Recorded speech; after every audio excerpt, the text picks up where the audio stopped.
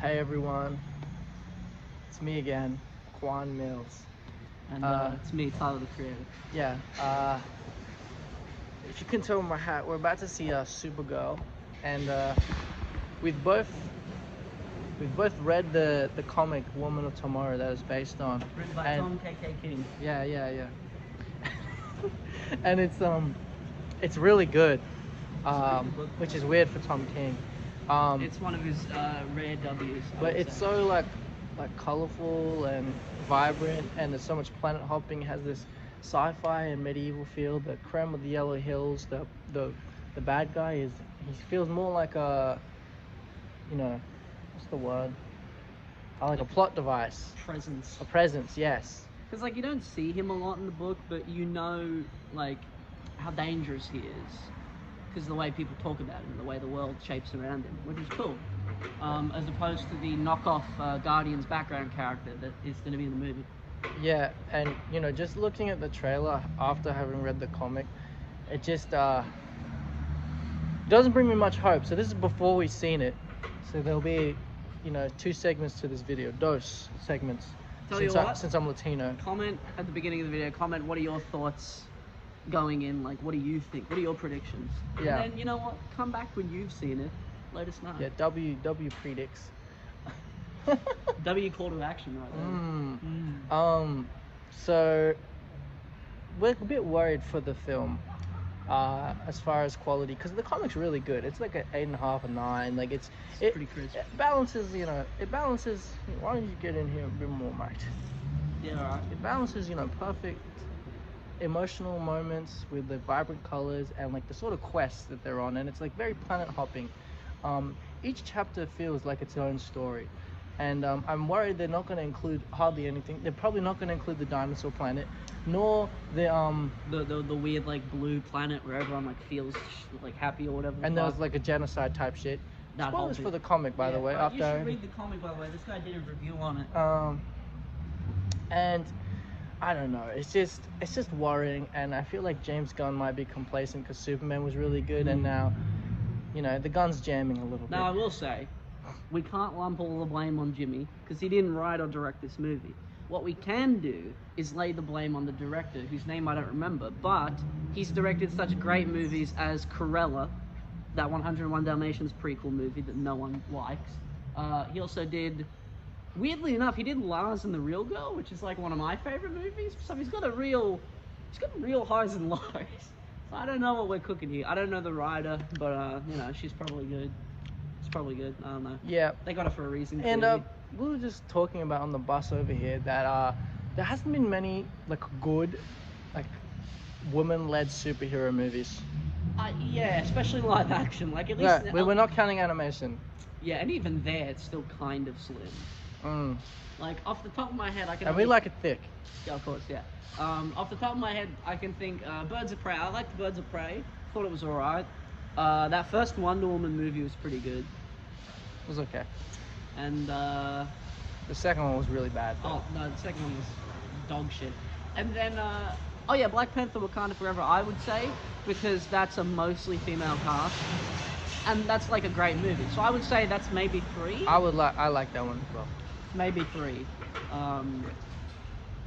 Do I like the 80s Supergirl movie? Yeah, but not in like a serious way. That's a shit movie too, but it's funny.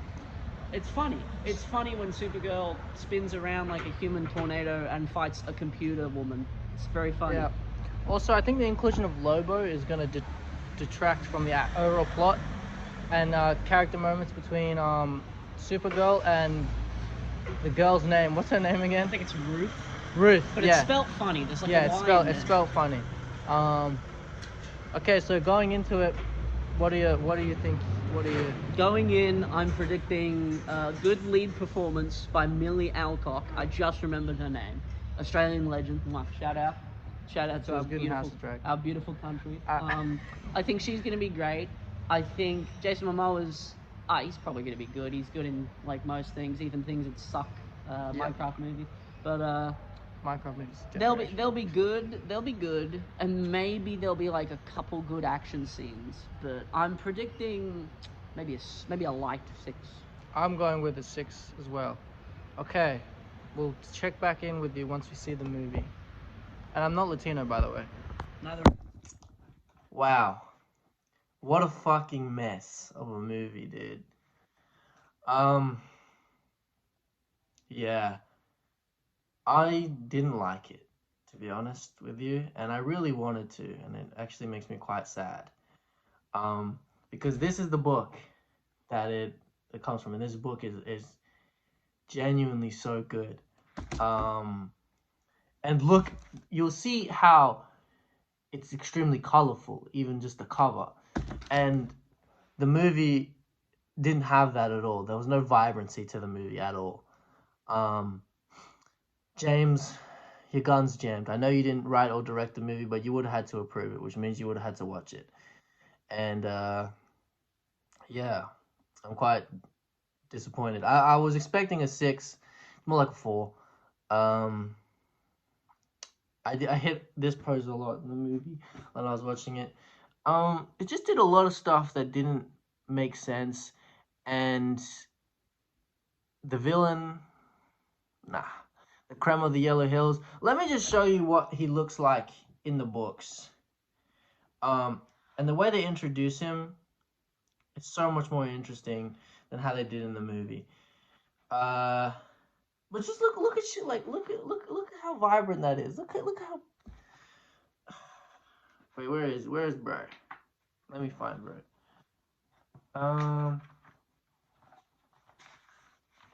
It just felt not like a complete story. It felt like parts of a story that they just stitched together. It didn't feel as though there was much care taken into consideration when making this. This is what the guy looks like in the comics. See right here? He's just like a dude. Like a medieval looking dude. And the whole Supergirl Woman of Tomorrow has a mixture of medieval and sci-fi, and it's they focus way more on character moments than hype moments and aura. And you know, I think including Lobo was definitely a choice. He shouldn't have been there. It should have mostly been focused on Ruthie and Kara, um, and their development. And honestly, what they did change didn't really work, in my opinion. I'm not one of those people who like you need to stick to the source material, but when you have something that is so well done, you might as well take all the best parts from it, and they didn't do that. For example, they had like this space bus scene, and you know, in the comic, they also have the space bus scene, but the difference is like they get invaded by pirates in the movie, and you know Kara stops them, and then in the fucking comic, she literally fights a celestial dragon like this. Look at that color, bro. Look at she fights a fucking celestial dragon, dude. She fights that. And I'm not gonna show you all of it because I do want you to read this stuff. This is a very good book. But just I would say the book is like an 8.5, a 9. Especially it's carried by the art, and for some reason Tom King is a decent writer here. He can write a woman here for some reason. I will say the art does carry, and they did include the weird Krypton stuff in both the book and the movie, but I feel like they handled it better in the book. I still am not exactly a fan of what they did, and also anytime they did an emotional moment or attempted to do an emotional moment in the movies, they just had to do a flashback. Just anytime like you're supposed to feel something, the character gets like fucking 10 different flashbacks. Like, what are we doing, bro? It's Millie Alcock she has the range to be able to carry the scene herself. You don't need to add a flashback into everything that's supposed to be emotional. They're like, oh, this is why you should be feeling something right now. Look at this flashback. It's just, come on. I left the theater feeling so defeated, to be honest with you, because Superman was such a good, such a bundle of hope it really gave me hope for the future of DC and Superman's related stuff in general. And I really like Supergirl, and just to have this mess, this Frankenstein monster of a movie, it was just so disheartening.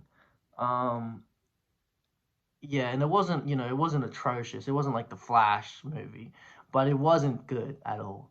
Um, and Flashpoint Paradox, the comic is like a 6 out of 10. So that's even less egregious that that movie was so shit because the comic's not all that. But this shit is peak, and to just go from this. And also the Kryptonite sun planet, they did do in the book, and it really showed how determined Ruthie was. Um, because Also, when I read the book, I thought her name was Ruth, and it just had a weird E on the end just for funsies. But I guess no, it's actually Ruthie. Uh, in they show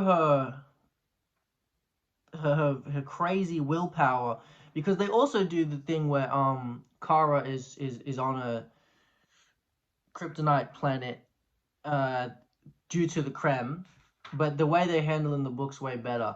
He basically uses this transporter thing, uh, and on in the book, instead of Ruthie immediately getting captured the second she goes down for water, it's uh she has to defend Supergirl from like all these fucking dinosaur creatures till the sun rotates, or till the next solar cycle, so that it's a yellow sun instead of a green sun. And it gets to there's a lot more character moments you can build from that, instead of her getting instantly captured and Kara just being in the cave, and then eventually the sun comes up and she's good. Like, you really feel the desperation more as she like fights till the sun goes down, the very end of the kryptonite sun. And then you see, Supergirl uh gain her powers back and her willpower, and she saves them. But it was really Ruthie that saved. Like, there wasn't many intense character moments, and I think this is why this story really works in the book, is because you get the character depth, on the canvas of like this colorful, vibrant universe that has a lot of planet hopping, and each, the quest is the same in the movie and the book. They're trying. Ruthie wants revenge on the Krem for killing her father, although in the movie it's her whole family. Um, and Supergirl wants to get the antidote from the Krem because he shot her dog. Uh, and so the start of it is fairly similar, not as strong in the movie. Um, but it just lacks the planet hopping quest to quest. Like, they have the overall quest is the same, but the intricate like side plots, there's just no one cares about those. They're not interesting in the movie, and they are interesting in the book. All the different planets they go to, and I think a big part of that is the lack of color and the monotoneness of the movie, both in like character moments and just visuals. So I'm giving it a 4 out of 10. If you like Supergirl, especially if you like this book, don't bother seeing the movie. Um, if you, it's some of the stuff was fun, like the Lobo moments. I guess they were fun. But like, honestly, I was not having that good of a time. And I think if you want to watch the movie, do not read this, because it will actually like spoil you. And again, I'm not one to be like, oh, you gotta stick to the exact source material. No, but you could improve upon it. Like, you could improve elements of this book, but take what is really good about it. But they just didn't do that. It really seemed like there was no care put into this movie. Besides the actors and actresses, they did give good performances, like really good. Like, I like Millie Alcock as Superwoman, as Supergirl, and I like Jason Momoa as Lobo.